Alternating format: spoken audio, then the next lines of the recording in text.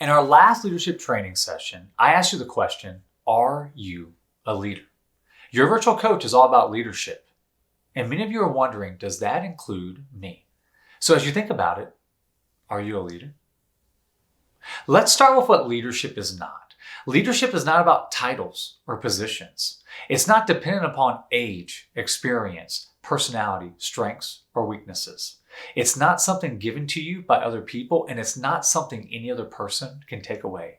People are not born with a leadership gene.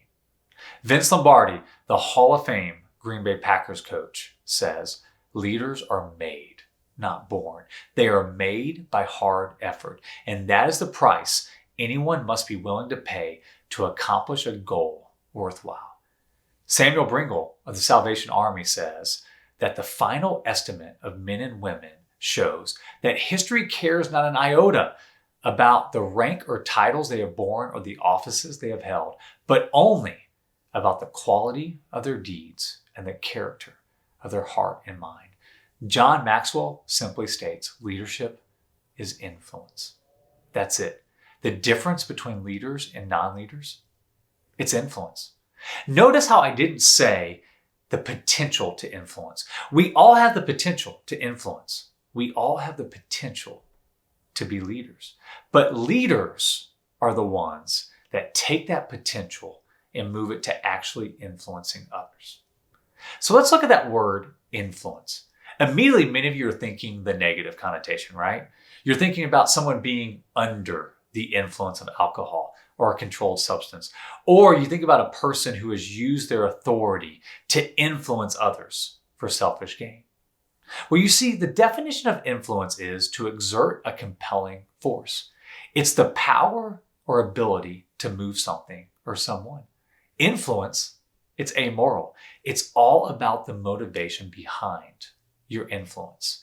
You can have an agenda and influence people for the betterment of yourself, or you can see potential in others and come alongside them to help them reach it. Notice that in our conversations, what I'm going to be doing is I'm going to be using the positive form of influence. And if we're talking about the negative, then I'll use the word manipulation. So before we go today, let's talk about who and how. Who do you influence and how do you influence them? You see, many people are waiting to be given a leadership title or to be given a group of people to influence. But leaders recognize that they already have people around them.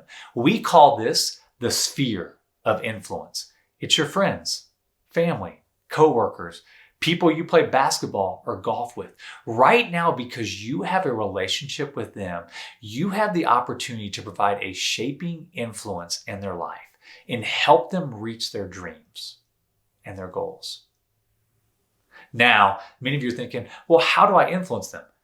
Well, that's what your virtual coach is all about. In each of these leadership training sessions, I'm going to give you leadership skills that will help you become a better influencer.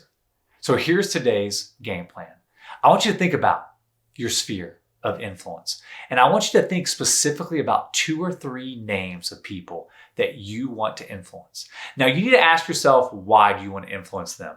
Is it for a selfish motivation, or is it because you want to help them develop as a person and become the best version of themselves?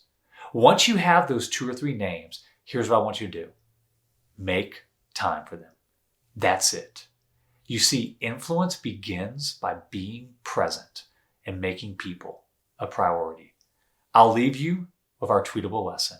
The great leaders carve out time for others, and then they spend the majority of that time listening and asking questions.